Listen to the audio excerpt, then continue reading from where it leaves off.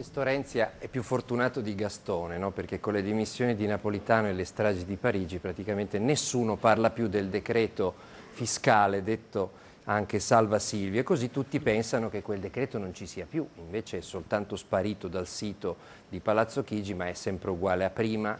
Renzi non l'ha né ritirato né cestinato né tantomeno modificato, ha soltanto messo in freezer dicendo adesso poi lo cambieremo, ma non subito. Lo cambiamo il 20 febbraio dopo l'elezione del nuovo capo dello Stato e dopo che Berlusconi ha finito i servizi sociali a Cesano Boscone. Il riassunto delle puntate precedenti può aiutare a capire che cos'è questa roba. Tutto comincia il 24 dicembre, ultimo Consiglio dei Ministri prima della fine dell'anno, quando Renzi presenta in conferenza stampa il decreto delegato in materia fiscale con il ministro Padoan e lì dice due cose: sanzioni inasprite per chi evade.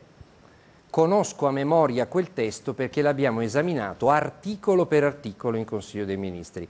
Però dopo Capodanno il Fatto Quotidiano scopre che ci sono due balle su due affermazioni, cioè l'evasione e la frode fiscale non sono più reato sotto il 3% dell'imponibile dichiarato alla faccia delle pene inasprite, e questo è un codicillo che ha aggiunto una manina all'ultimo momento. Nel testo del Ministero dell'Economia che ha mandato quel decreto non c'era in quello che è stato discusso nel pre-Consiglio dei Ministri dai tecnici, è apparso all'improvviso in Consiglio dei Ministri, ma nessun ministro se n'è accorto perché, come dicono i presenti, non è affatto stato discusso articolo per articolo, come afferma Renzi. In quel momento, il 24 dicembre, gli italiani stanno preparando il cenone, stanno incartando i regali e quella sera Renzi chiama Berlusconi per gli auguri di Natale, anche perché il pacco dono è già pronto, bello infiocchettato.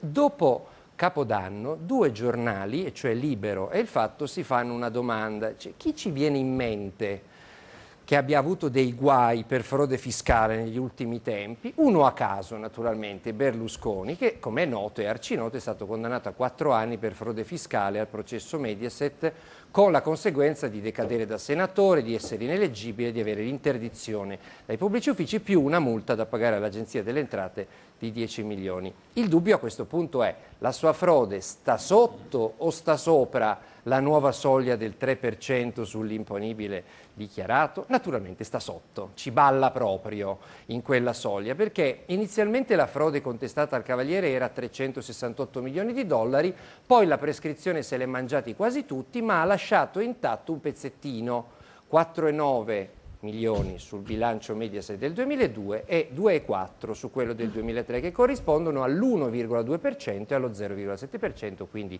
rispetto al 3% dell'imponibile ci stiamo in abbondanza. E quello non è più punibile in base al decreto. Renzi a quel punto cade dal pero e dice: ma Berlusconi ha una condanna definitiva, la legge vale per i processi futuri. Risposta: no, caro, lo sa pure uno studente di giurisprudenza al primo giorno che le leggi penali più favorevoli sono retroattive. Se depenalizzi un reato, cancelli tutte le condanne, anche definitive, che riguardano il reato che non c'è più. E questo non lo dice l'articolo 3 o 400 del codice penale, c'è proprio l'articolo 2, basta leggere l'inizio e già si scopre che la legge vale retroattivamente. La domanda è come hanno fatto a laureare Renzi in giurisprudenza, perché Renzi è laureato in legge ed è anche circondato da un plotone di consiglieri e ministri laureati in legge. È possibile che non ce ne sia uno che gli ha dato una ripetizione. Poi la giureconsulta Boschi, che è una super esperta, anche lei zitta. Oltretutto basta un po' di memoria storica, perché è già successo a Romiti, a De Benedetti e a Passera, che avevano avuto una condanna per falso in bilancio, poi Berlusconi ha depenalizzato quasi tutto e gli ha ripulito a tutti e tre la fedina penale.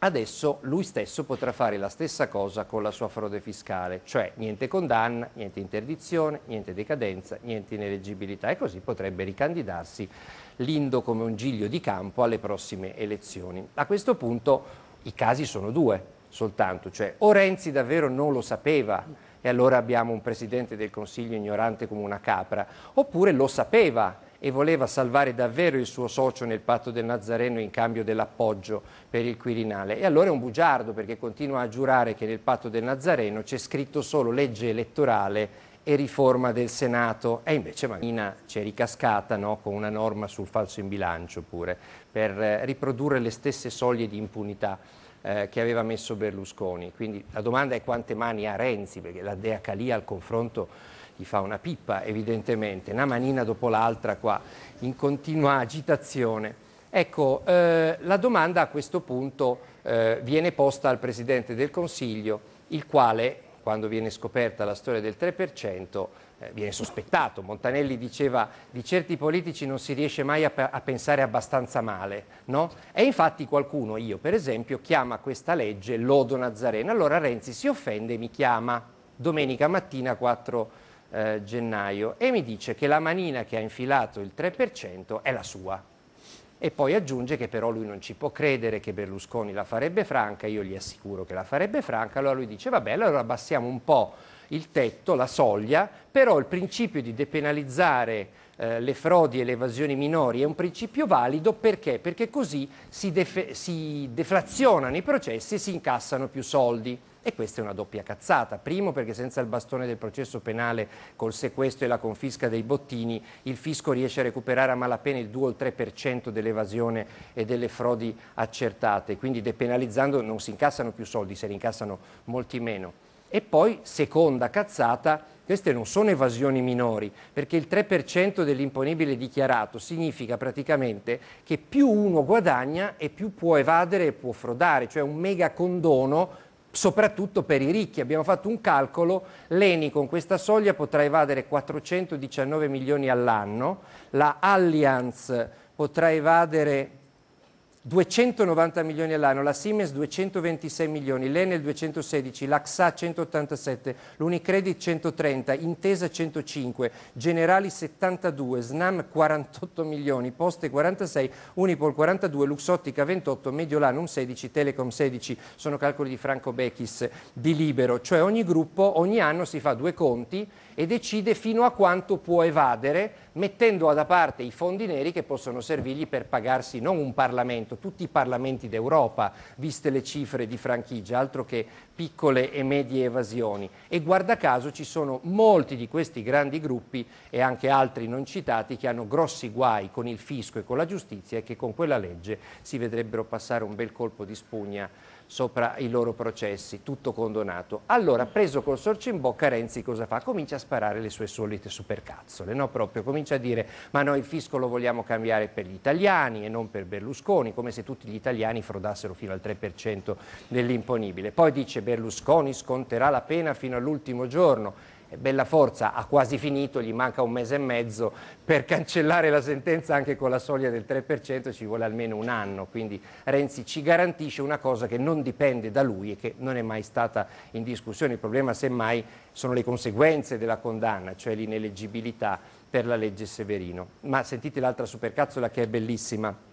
Per evitare polemiche sul Quirinale e sulle riforme è più opportuno inserire questo decreto nel pacchetto fiscale del 20 febbraio, quando sarà già stato eletto il nuovo presidente e Berlusconi avrà finito i servizi sociali. Ma se dici che Berlusconi non c'entra, perché leghi la modifica della legge a due eventi dove Berlusconi c'entra? Insomma, peggio la toppa del buco, tant'è che l'avvocato Coppi, che è avvocato di Berlusconi, dice ma questo Renzi vuole tenere appeso per il colle praticamente il povero Berlusconi, condizionandolo col miraggio del salvacondotto per tenerselo buono per il Quirinale.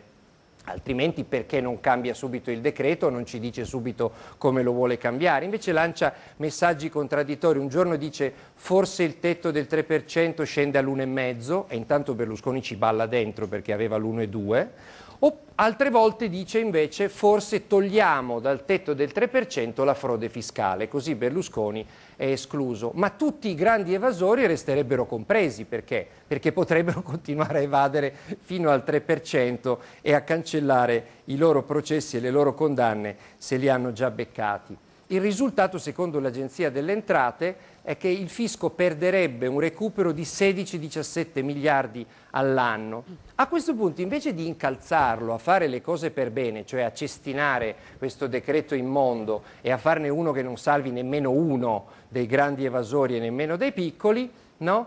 Quelli che urlavano contro il salva Silvio la smettono improvvisamente, ammutoliscono davanti al salva tutti tranne Silvio, praticamente come se la porcata fosse condonare Silvio e non condonare tutti i grandi evasori e frodatori, compreso Silvio. Tutto questo naturalmente sarebbe già legge dello Stato sulla Gazzetta Ufficiale e farebbe già danni se non fosse per qualche giornalista gufo che ha spiegato a Renzi quello che Renzi dice di non avere capito, quindi dovrebbe ringraziarci, semmai a noi gufi. E soprattutto dobbiamo ringraziare Berlusconi, perché se non fosse stato che c'era Berlusconi di mezzo, questa porcata sarebbe già legge, quindi che Dio ci perdoni, ma ci tocca cantare la vecchia canzoncina, meno male che Silvio c'è. Allora.